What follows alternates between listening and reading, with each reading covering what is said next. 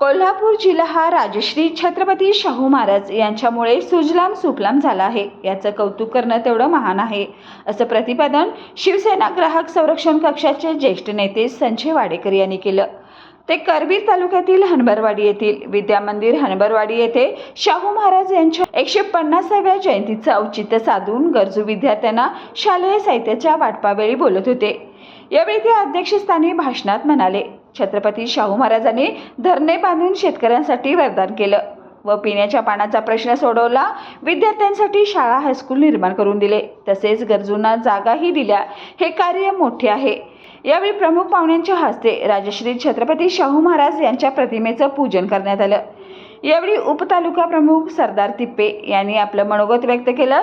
तसेच विद्या विकास सहाय्यक मंडळ शिवसेना उद्धव ठाकरे यांच्या संयुक्त विद्यमाने हनबरवाडी येथे गरजू विद्यार्थ्यांसाठी शालेय साहित्याचं वाटप करण्यात आलं व 10वी परीक्षा उत्तीर्ण झालेल्या विद्यार्थ्यांचा सन्मान करण्यात आला।